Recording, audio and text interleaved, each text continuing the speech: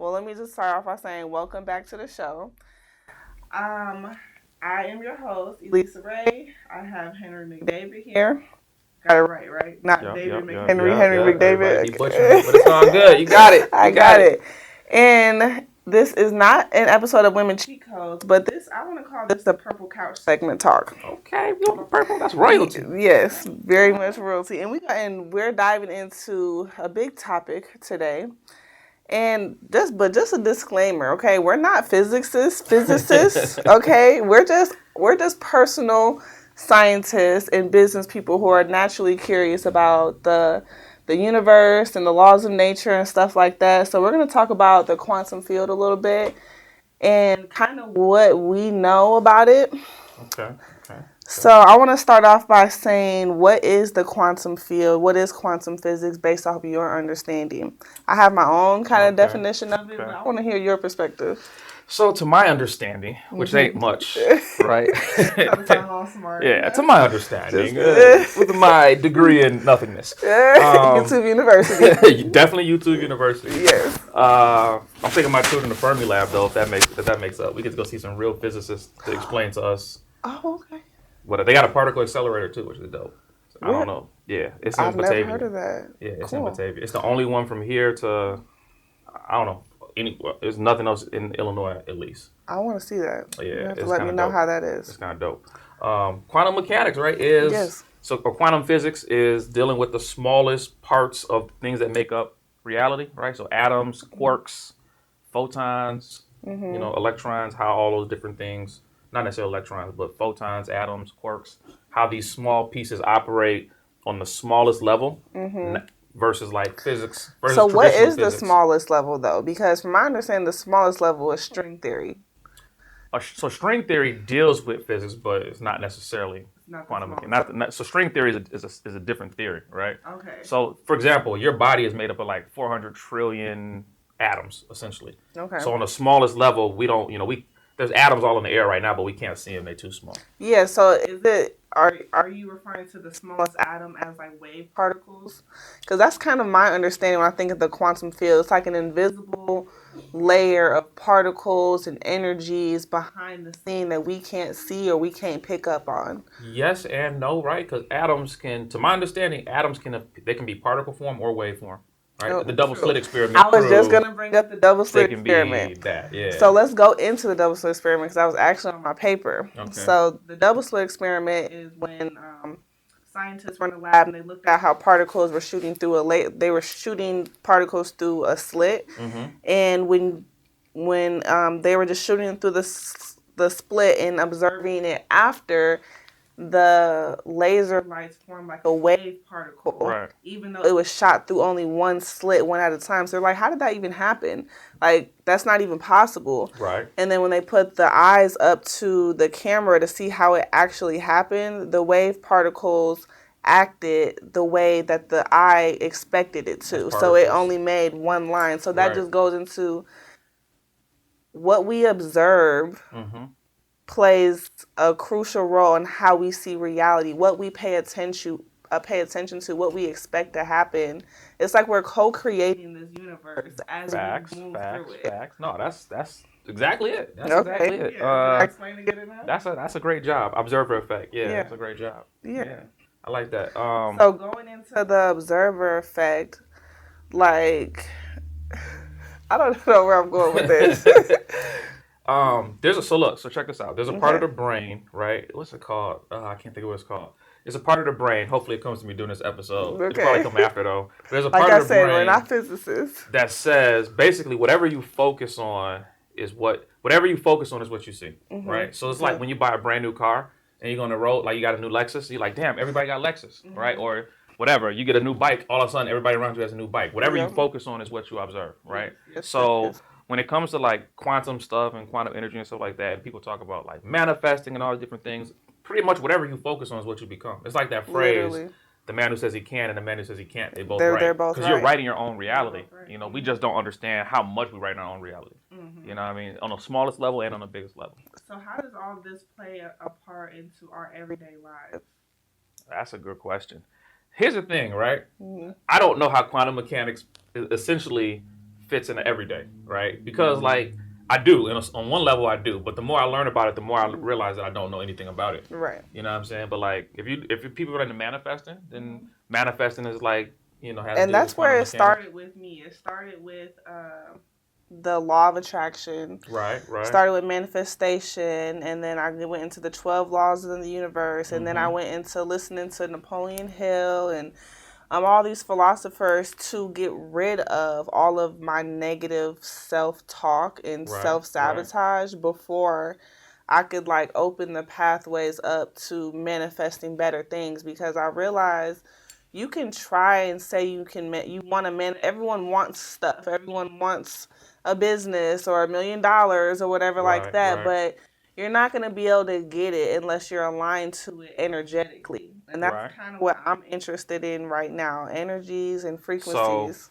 All right, so let me give you this example. I gave this example to my students in school, right? Okay. All right, so you got Netflix, right? Everybody Netflix and chill, right? Yeah. When you go to Netflix, every movie is there, right? Just think about it. Every single movie that Netflix has is there, but you can only pick one movie to watch at a time. That's the same way quantum mechanics work with manifesting, right? Everything you want is already out there. That car you want, the house you want, the money you want, the woman, the man you want, the outfit you want, it already exists on a frequency. It's like a Netflix movie, right? It's like the multiverse. It's like the multiverse, but you can only get the one. You can only watch on Netflix the one movie that you pick. You focus on. So you literally got to focus. Whatever you focus on is what you get. It's the same thing with quantum mechanics. Like it's already out there. The car you want is already out there on a certain frequency, but are you tapped into that frequency? Yeah. Right? Are you tapped into the frequency with $1 million? Are you tapped into the frequency with the big house? Are you tapped into that? If you're not tapped into that frequency, you can't get mad that like, man, manifesting, it don't work. Well, it's like going to Netflix. Go to Netflix, you want to watch the new Will Smith movie, but you picked Denzel's movie. Yeah. You can't get mad that you're not watching Will Smith's movie. You didn't pick it. You picked the Denzel movie. Yeah, and I think a lot of people's problem is in the process of them trying to get something, they still are practicing old behaviors and old habits and old ways of thinking, like saying, first of all, the act of saying I want something puts you in separation from having it, because you're here wanting it or needing it is over there. Because if you really need something like a glass of water, you're going to get your ass up and go get a glass of water. You'll be fine. You don't need anything, but the act of wanting it is putting you in a phase of not being able to get it. Because instead you can say, I'm going to get it. I'm going to research. I'm going to have that in a matter of time. It's all about the definitions we put on stuff. So I want to know, where did you always have this mentality, like when you first started business, here in Rockford or wherever you started, that you knew that you can get it, or did you have some like self-doubts in the beginning? No, I definitely. So in the beginning, in my beginning stages, like when I first started entrepreneurship, I was trash. Like there's no doubt about it. Pure trash. I spent, man, this story's hurt. I spent about $2,000 on getting like 5 gallons of waters, like water jugs, because I was connected to this company. I'm like, yo, we gonna go crazy. First day I hit a lick. I was sold all this water. Then I'm like, but it didn't cross my mind. I didn't know enough people, and I had no way to move the rest of the water. So I had a basement full of just 5-gallon jugs just chilling. After the first day, I never made money again. Oh my god! Folks bought enough money the first day to last for like 6 months. But you had an idea. I had an idea. And you went after it. I went after it. And you made a mistake, and you learned not to do that the next time. But not really. The next time, I spent like $5,000. I was like, you know what? Oh, God. My guy was doing first parties. He was killing. I was like, yo, I'm in a different market, so I'm just going to duplicate what he's doing. So I went and got my guy had a store out west in the city. And so I'm like, I bet. I went to his store. I went and got everything hot. I went and got the Louis Vuitton knockoffs. I had the Ed Hardy was popping at that time. I had whatever was hot. I had everything. Clothes, purses. I had perfumes, cologne. I was like, we about to go crazy. Absolutely did not go crazy. So what's wrong? You just couldn't sell the stuff? I had just moved to Rockford. I didn't know nobody, right? So I was trying to get in, meet people, introduce myself. I see women out. Hey, how you doing? Whatever. I got whatever popping. So you was the bad man on the street. Yeah, I was a little side hustling. It was not hustling. You know what I'm saying? Eventually I ended up just having all these designer clothes and all kind of stuff, just chilling, and I ended up giving it away to I did good stuff with it, but those first 2 failures is how I started. Yeah, for sure. I hear you, but I want to know, how did you develop this entrepreneurship mindset in the beginning? Because most people are very conditioned to work a 9-to-5, to hate their job, to just go through the motion for the next 40 years without even thinking about or having the courage to start a business or hustle, because the fear of getting rejected or the fear of whatever. So how did you develop? When did you say, I want to become an entrepreneur? I want to do. You know what? It kind of. All right. So when I wrote my first book, I talked about this. I got fired from like 25 jobs over the span of like, let's say 25 jobs. Let's say 10 years or so, maybe on a 10-year run, maybe a little less than that. I got fired. But here's the thing, right? Why were you getting fired? I need to know. Okay. It's always me. Let me take responsibility and accountability. He's the drama. I'm definitely the drama. All right. So I had some factory jobs. I'm not cut out for a factory, but I tried it, right? I would get in there. And I'm just looking down the line, in the assembly line. I'm like, y'all cool with this? Because like, y'all okay? I'm a social butterfly, right? So I need to be around people. I need to feel energy, vibe, like all that. I need to be creative. Yeah. And in the factory jobs, like, there's no creativity. It's like the truck, like the box comes down the line. You put the screw in the box. You put the screw in the box. Like, after like an hour, I'm like, yo, y'all cool with this? Like, y'all, you know what I'm saying? Y'all not bored yet? Like, my mind was going crazy. By like day 3, I'm out of there. I had one job working in a silo factory. But they didn't have no real work for me. I think they hired me because I was black and they needed to fit the quota. Yeah. So when I came in, it was like, hey, just help build things. I don't know how to build nothing. My daddy went in my life. I don't know how to build with my hands. I'm like, what do you mean build things? Okay, so I get your would blocks come in out. on Monday, right? I would build these boxes with this drill because the only thing I know how to do. I would take the wood, like build these boxes. I build like 30 boxes. That'd take like an hour. That was my work for the week. So the rest of the week, I would just walk around pretending like I was doing stuff. Like I have a broom in my hand. I wouldn't even sweep. I swept the floor so clean, and I wasn't the janitor or nothing. I just trying to find stuff to do. So you got every little particle around the corner. Because I felt useless, right? Yeah. I did Walmarts, I did Lowe's, I did like that type of stuff, stocking. Yeah. I did the overnight jobs. Like, and you just got tired of it. It was like, most of the jobs I did. But you know what hit for me? What? When I started refereeing, then I was like, damn, okay, I get to set my own schedule. I get to negotiate contracts, and I work when I want to work. And I can make as much money, as little money as I want. And I made enough money. I think I made like 8 bands in a month. And I was like, damn, 8 bands. From refereeing? Yeah, I was out there. I refereed baseball, softball, basketball, football, volleyball. I was out there. Dang. I was hustling. I'm like, yo, I like this. This is cool. That's nice. So, man, I was up. And I realized at that point, whatever I did next, I need to be my own boss. Were you already married at that time? I was married at that time, okay, so you met your wife before you started. Yeah, she went through the broke times with me. Okay, see, that's what I was going to ask because yeah. She went through the broke down. times. Yeah. I don't know why. I really couldn't tell you why. Like, I mean, she just knew you was going to be the man you are today. She said, that's why. One day you're going to come up. But for these first 10 to 15 years, we about to just suffer. Like 10 to 15. Let's talk about it because tough. No, we had some ups in there. You know what? The times are different though, because like. Y'all, I know y'all are a little older, so like the times were different. People were staying with their families more. They weren't so easily to break up. And then the kids. No. All right. Times wasn't that different. Because I'm so quick.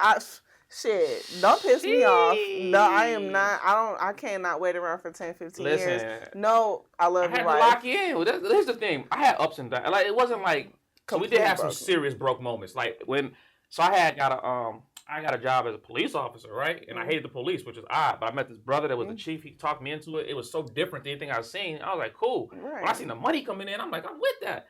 And of course, black man do what you do. I got fired. Can't be the good cop and, whatever. Right. So end up getting fired. Then when I lost that money, I felt like I was never going to make that type of money in life again. Like, it was so depressing. So from there, like, everything just trended down to the point where, like, I had nothing. Like, emergency link, emergency cash, like, vouchers, everything, lie heap, like all the resource, everything that you want, had everything, still was broke, ended up getting foreclosed on the home. Like I just couldn't see a way out. Like I was like, when I talk about rock bottom, that like we were so poor, we used to have to like sneak into the Y at night to take showers because the water was off. You know what I'm saying? The lights was out. Like we was like down super bad. That's a come up story. You know what I'm saying? Like when I say down super bad, like I don't never forget having a shower at the Y to get clean. Like that shit was crazy. That was it. And your wife, you was with your wife. Down with it. She was like, all right, we're going to figure shit out. And she really loved you. Shit out. I was like, all right, but to come up, that's what I'm saying. To come up on the other side, though, is sweet. You know what I'm saying? To come up on the other side. So from that,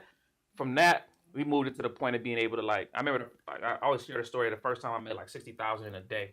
And I remember, I was Spill lit. the tea, please. I was lit, right? I'm like, 60 bands, I'm feeling good about myself. I'm like 60, but check this out. This is how I knew I was on the right path. I called my coach on the phone. Fam, I just did 60 bands. I'm excited. I'm geek. The phone call lasts for like 10 seconds. He was like, bet, you ready to make real money? Let me know. Click. That was the whole conversation. Shit. Because, mind you, now I'm around people that's done $1 million in a day. So 60,000, when you're around people that's done $1 million in a day, like, you're not even running the system I gave you. Right. I'm like, yeah, but I made money. So it's a different mentality. It's definitely when you're around a different mentality. Yes, and not even what they say. It's just the energy that they carry. The energy, the ideas are different. What they talk about is different. Like, they don't talk about drama. They not with none of anything that's gonna waste your time. They are not gonna sit around for that shit. Shout out to my man Marquell Russell. So Marquell Russell changed my life. Mm-hmm. But Marquell is just a different type of. He's like a walking money making machine, and the brother is so smooth. So what type of mentality does he have? Because it can't just be he just knows it all. You know what I'm saying? Well, he's a constant student. That's what I love about him.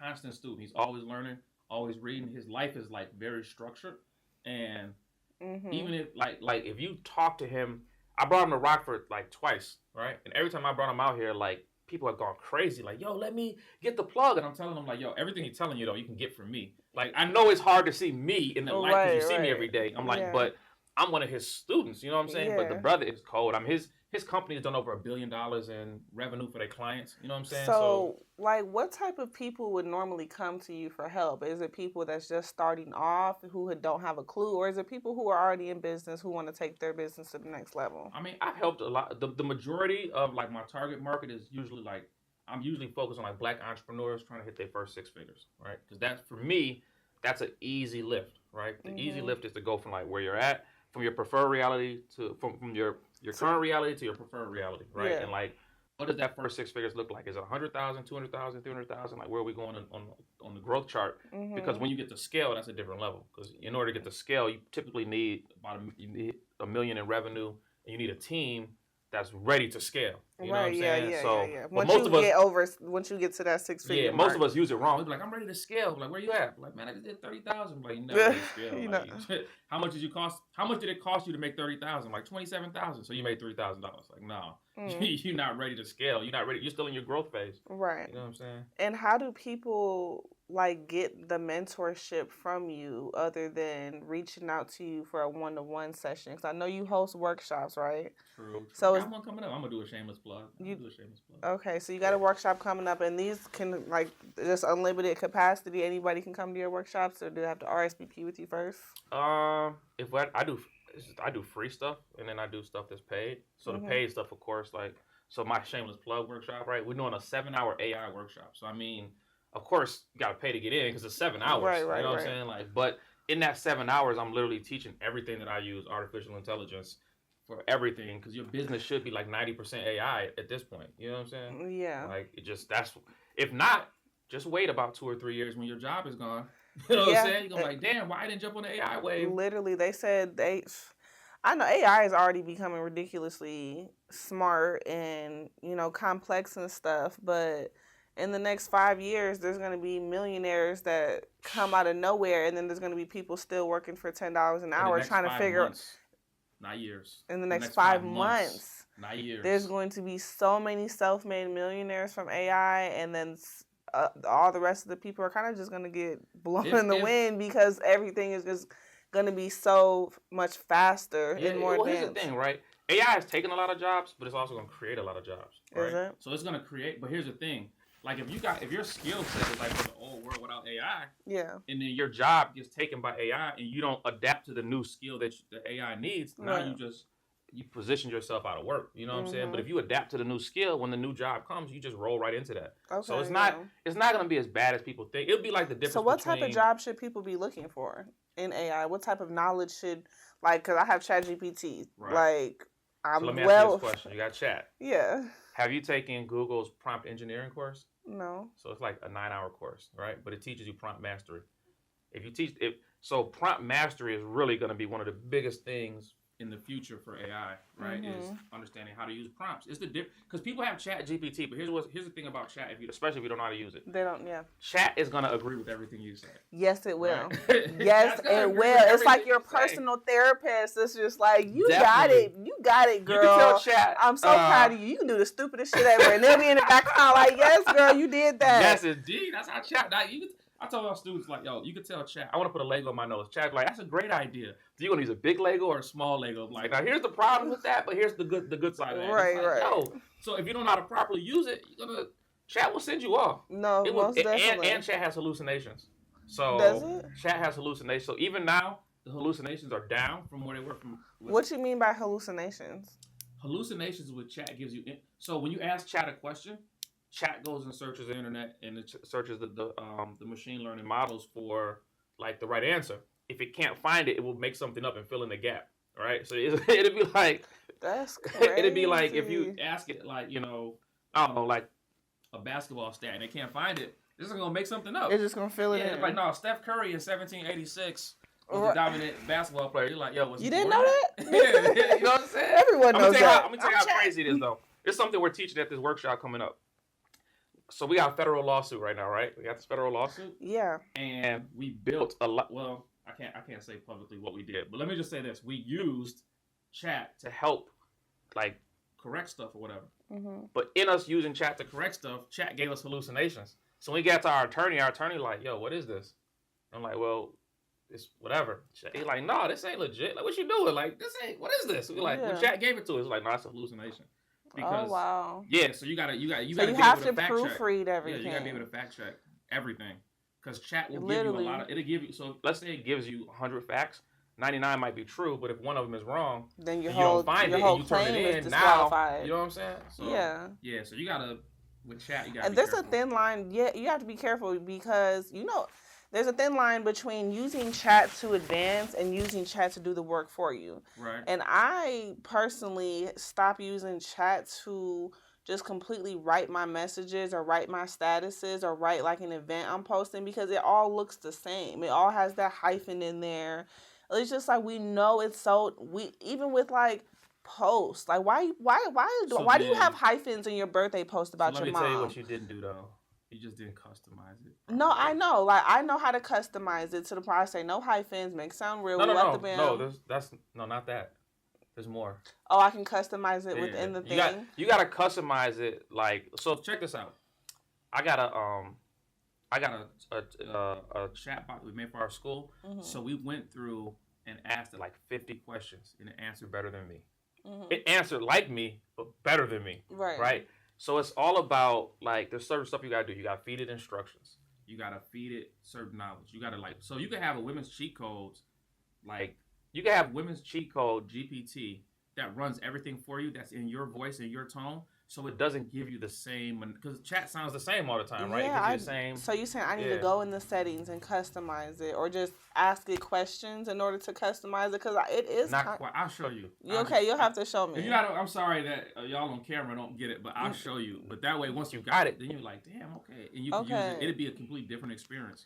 Yeah, but I was just saying that to say like ChatGPT could just seem so inauthentic sometimes. Facts. And it's like we're getting into the world where everything's moving so much faster, but we're neglecting the authentic part of it, of actually connecting with people and actually getting out here and making real connections. Because you can have the prettiest flyers in the world, but if you don't know anyone or if you're not making real connections with anyone, no one's going to come. No one's going to support you. My coach told me no matter what AI does, it can't replace human touch.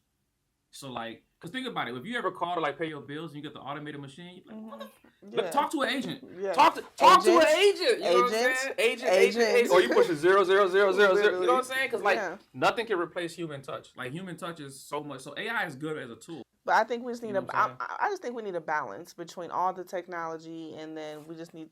I don't think a lot of people get out in nature as much and just turn their phones off and I'm guilty.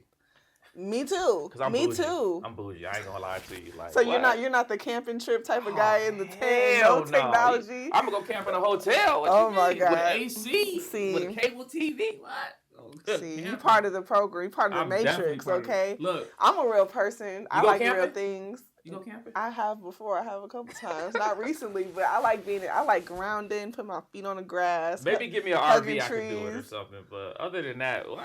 Oh my God. Out in nature? Well, that's why you are who you are. True. Living fast paced, getting money, teaching others along the way. And when I first met you, you had that beauty store on North Main Street. Right. So did you guys just move to Rockford at that point, or was that your first official building in Rockford? No, we had been in Rockford. I think we moved to Rockford in like maybe 05-ish, maybe. No, I'm sorry. Let me take that back. Definitely not 05-ish, like 08-ish or something like that, 07 or something like that. Okay. Yeah. And just for the people who are watching, could you give some cheat codes to running a business or starting off? Just something that people don't normally think about, because you've given me some that stick with me, like tapping into the cold market versus the warm market. True. And in 2025, I'm gonna tell you what people should need to be doing. AI. Because look, the big companies are replacing these big teams with AI, and they're getting a few people that know how to use it. So part of the cheat code, one of the biggest cheat codes right now is you can get AI to do things for you that you might have hired a team for. For example, it's very expensive to hire copywriters for your your ads. But now you got Chat, you got Claude, you got Jasper, you got Perplexity. All these things can write very good copy for you, and then you just gotta personalize it. Like, don't take it straight from the computer, because like you said, it's gonna sound robotic. But if you have a certain tone, do you know how much money you save by doing your own copy? Then on top of that, so I paid Marquell Russell $15,000 to join the community. Right, everything I pay for nowadays you can get through AI for like pennies. That's so crazy. You can take that same knowledge, run that same play. And now, but I know there's so many people who just don't even know where to start. It's just so overwhelming with everything that was already going on before AI, and now the AI is here. It's just like, oh my God, I could be doing a million and trillion fucking things to improve my life, but I don't even know where to fucking start, because it just seems just too hard. So this is what I would tell you, right? For that, because here's the thing, we all suffer it. I don't want it to come off like I got all the answers and shit. I don't, right? I'm as confused as the next person. I just try to make the shit look good, right? So, all right. So, one, people always say, do what you love to do. I don't necessarily prescribe to that. If what you love to do doesn't make you money, that's not a good place to start. Yeah. Because, like, I know you might love to collect stamps, but shit, how many people out here, you know what I'm saying? Like, I don't have a plan for you collecting stamps. Like, you can't be my client. I can't help you. Yeah, but like, you might love doing cartwheels. Yeah, if that's your thing, cool. Your ass would be broke. Yeah. So, all right. So, you got to find something that generates revenue. It could be a job. You know what I'm saying? Maybe you gotta get a job, and you gotta save up some money to start, because you gotta be able to fund what you're doing. And in the beginning, you're not gonna get the grant. If you black, you damn sure not about to get that loan. I don't care how good your credit is, right? All about credit, people. I'm sorry, but let's be truthful out here, right? Your credit could be great. You're probably not gonna get that. So in the beginning, it's just you, and you gotta wear all the hats. You know what I'm saying? So find something that generates you revenue, so you can get into the things that you love. Yeah. But you got to start with just having the money. Everything costs money, and money not everything, but it is up there with oxygen, sunlight, and water. So you know what I'm saying? I'm just saying. Yeah.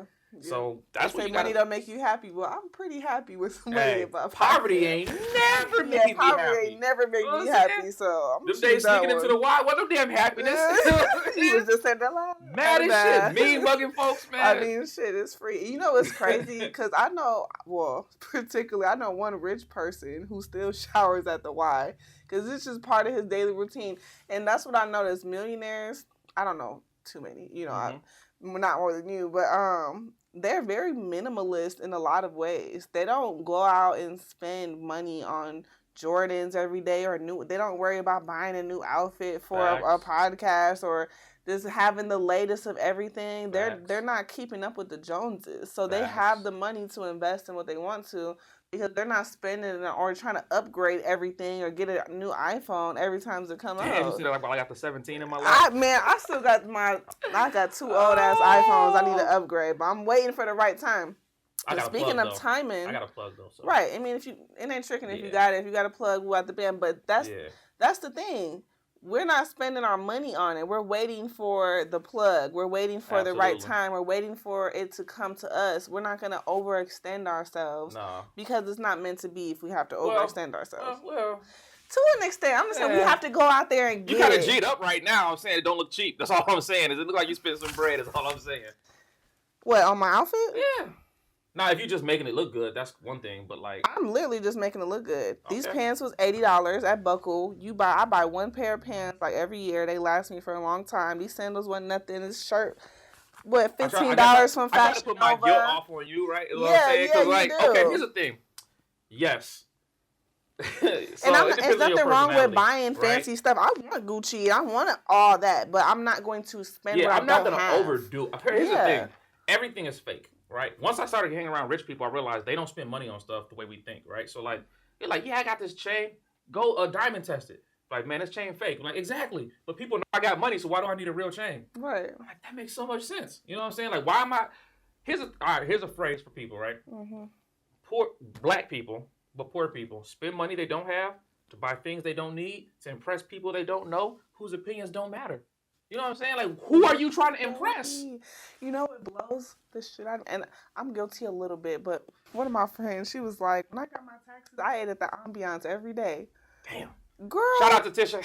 I love Tisha. Shout out to the Ambiance. Get my money like that. But you taking people's whole tax return every day. I mean, Tisha family doing good. You know what I'm saying? Right. Y'all doing good. Y'all doing what y'all supposed to do. But y'all, I ain't gonna say y'all not stealing from nobody. They're willingly giving away their money. That part's crazy. For some soul food. Okay, so I met this brother that was a millionaire, right? This is way back before I had my plug, so everybody I know now. Mm-hmm. We took this brother now mind you, he did prison time, right? Mm-hmm. So like he got out of prison, like he doesn't know what to do in society, right? But he got all this money because he won a lawsuit. Okay, yeah. We took the brother to JMK. The brother went to JMK like every day, week straight. And I'm like, yo, fam, this is not like, it's good at Rockford, but it's not like high class. You know, it's not like top of the line. You know what I'm saying? I'm like, yo, it's other spots out there. But for him, this was like 5-star. Like, this was like, yo, if I ever meet anybody, we bring them here. And I'm like, oh, it's cool. Like, I'm not mad, but like, there's other stuff out there. You know what I'm saying? And like, that's how it be though. When I got money for the first time, I'm not gonna lie to you, I blew that shit. The first time I got money, I blew that shit. Like, it's not even like stuff that I didn't need. No, I didn't just blow it all. I did do some responsible stuff, but I did blow a lot. Like, I ain't gonna lie to you. I blew money. Like, you know what I'm saying? And then when I was broke again, I was like, shit. If I would have kept that money, I wouldn't be broke right now. So like, that's how I learned. So how do we stop blowing money even when we do get it? Do we invest it into? Do we keep it in the stock market? Because I don't money sitting in my bank account, it's gonna get spent. If it's in your bank account, you're losing money, right? Money should only be in your bank account that you're saving up to make another investment. The bank account, the interest rate, something called the rule of 72, right? If you ever talk to like the WFG Primerica people, they're going to preach to you the rule of 72. Mm-hmm. Rule of 72, you divide your interest rate by that, it shows you how long it takes your money to double in a bank account. Right now, at like 0.004% interest on our account, it's going to take our money like 80-something years to double. So your money is not keeping up with the pace of inflation. Mm-hmm. Your money in that bank account is losing value every day. So you need to keep it in like Acorns or... No, well... you can if you get like I got a couple financial advisors. So my financial advisors, I can put money in like mutual funds or put them in like a money market, put it someplace. You can invest on a small scale. Mm-hmm. Not telling you shouldn't have a bank account. You should. I have a bank account. There's money in my bank account, right? It's not Cash App, right? No, it's not. Okay. That's not a bank account. All right. That's Cash App. Thank you. You know what I'm saying? That's Cash App. That's not a bank account. That's a hood bank account. Thank you. Hey, hit my Cash App. And they were so confused when I said, don't take a girl out with your Cash App card. Like it's not hard to get. Wait. I got to ride for the fellas right now. So hold on. No. I got to ride for the fellas. If he take you out, how do it matter how you spend his money? You know what I'm saying? It doesn't matter. I'm still going to eat. Right. You still going to eat. That's what I'm saying. You still going to eat. But I said it from a very bougie perspective, meaning the first date is you have to give a first impression. True. If your first impression is the only bank you have is Cash App, it's like, oh, I know your financial status. So you're saying he's not mature enough to move on to the bank stage yet? He's not mature enough or financially stable enough to get with me. And there's nothing wrong with that. I can't hate on personal preference now. You know what I'm saying? I can't hate on that.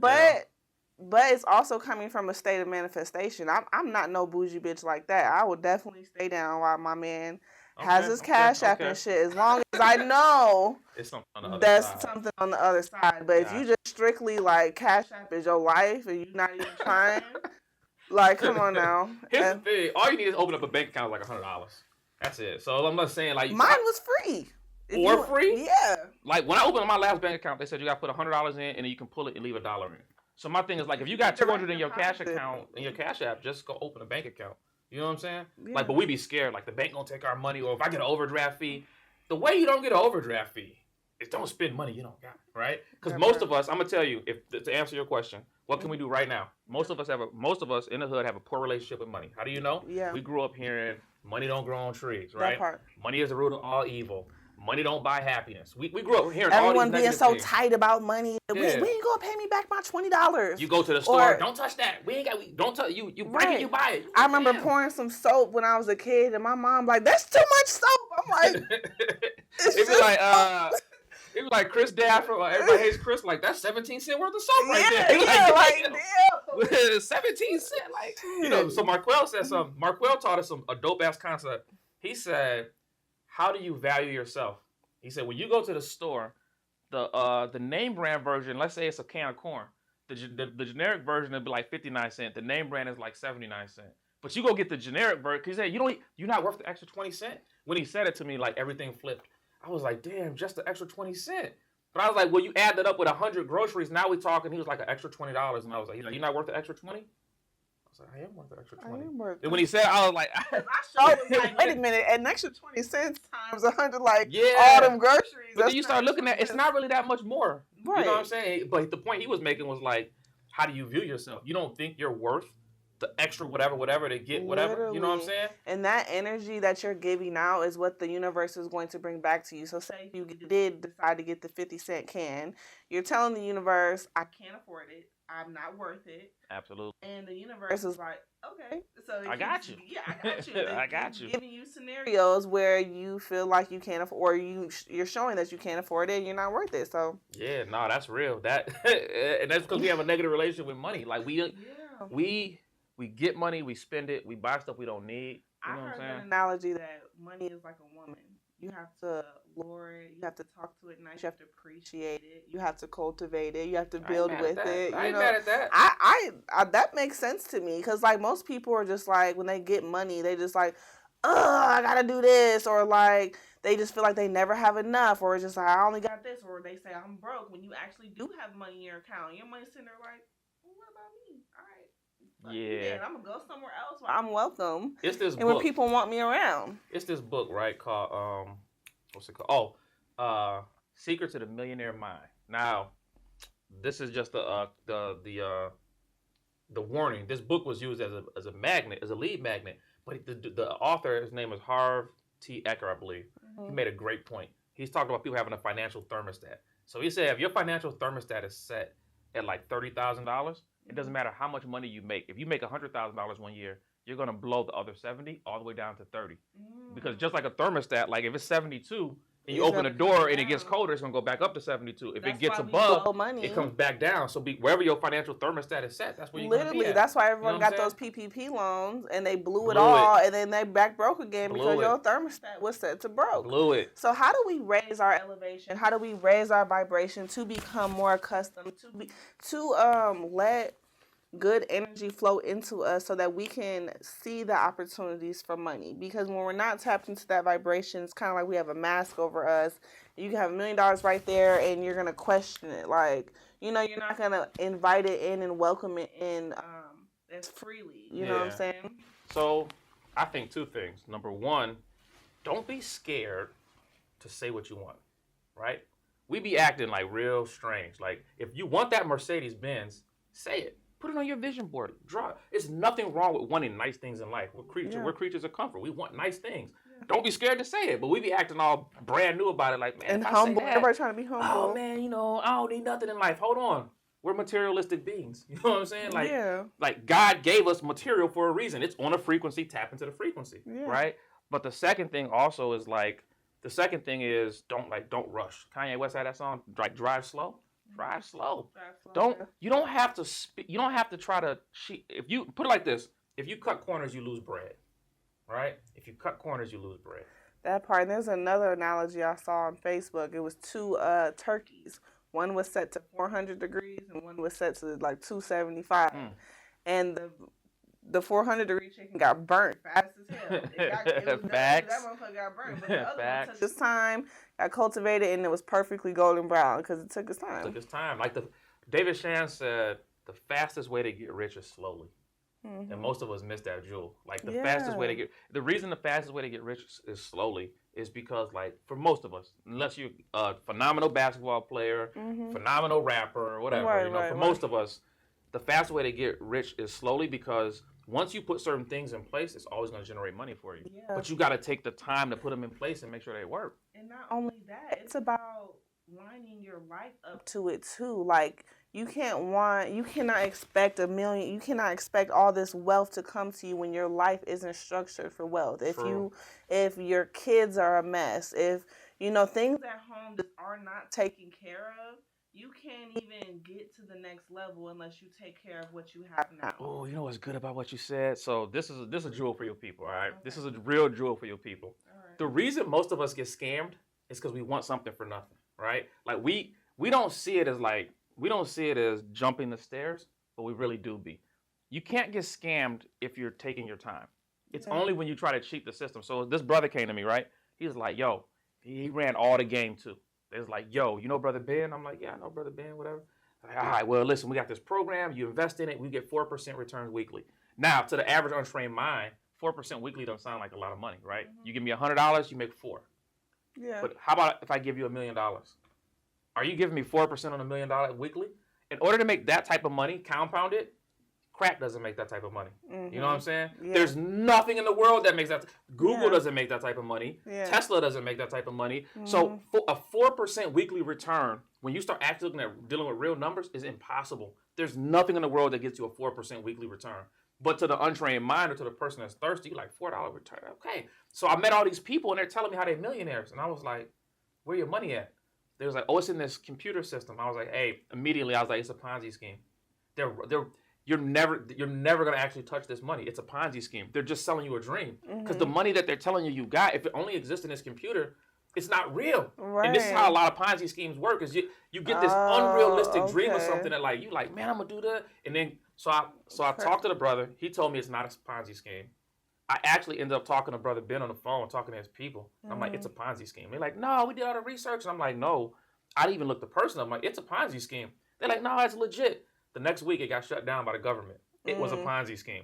And I'm like, you got to surround yourself around people that you can reach out to. Like, does this make sense to you? Because a 4% weekly because I would have never even knew that. I don't know anything about that. Like, most of us don't, right? Because where we come from, like, we're not doing, like, major investments. We're not doing... I'm trying to think about this, right? 4% of $1 million, 10% of $1 million is $100,000. So we're talking about $40,000. 4% is $40,000 being made every single week, but it compounds. So you start off with $1 million, you made $40,000. Now you're at $1,040,000.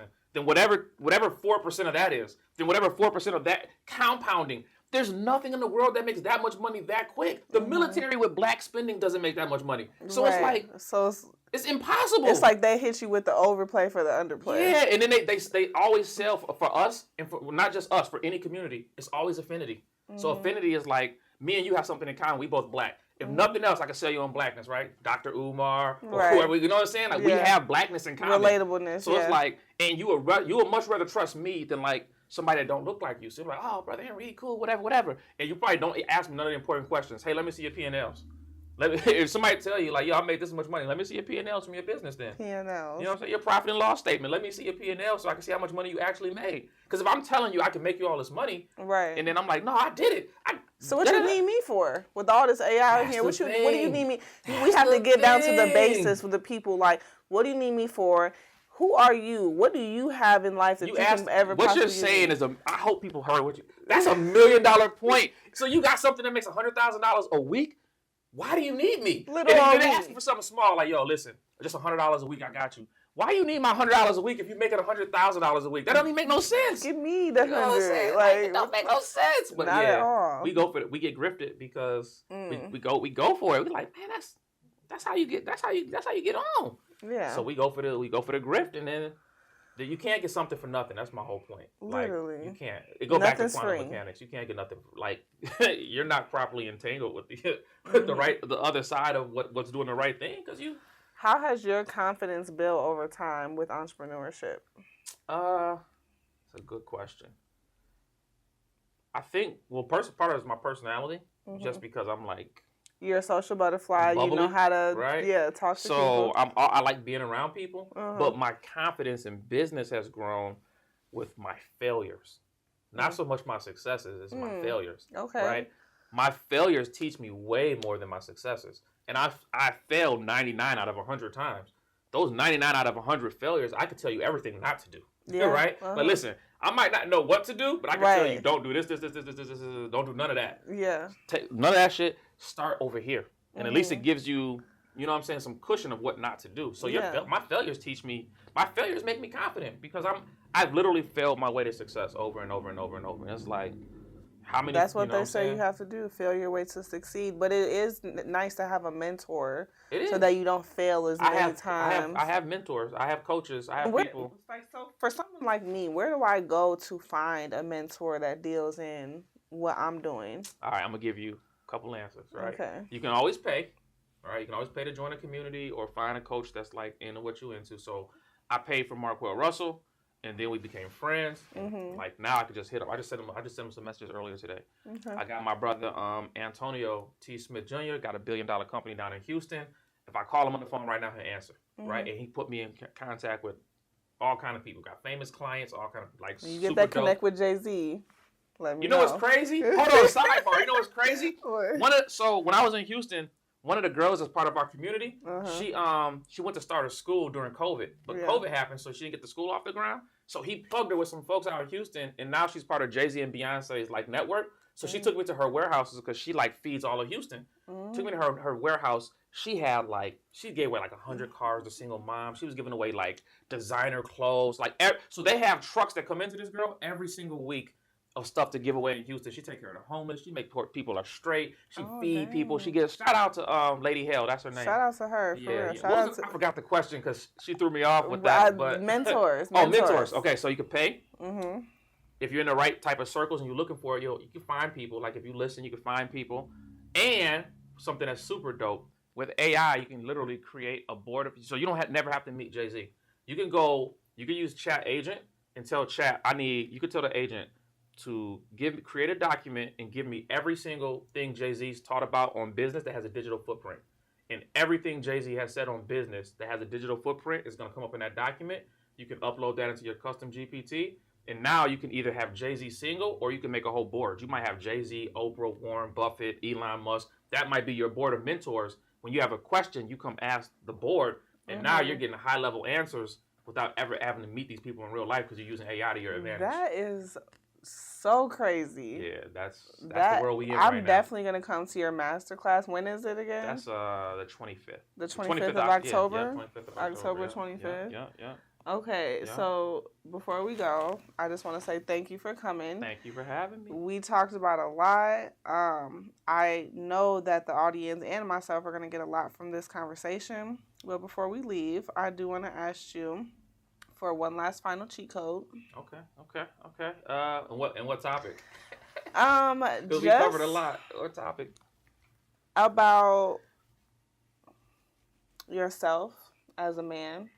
All right. So let me talk to the men right quick. Men, here's an ultimate cheat code. Since I'm on women cheat codes, this only fits, right? Yep.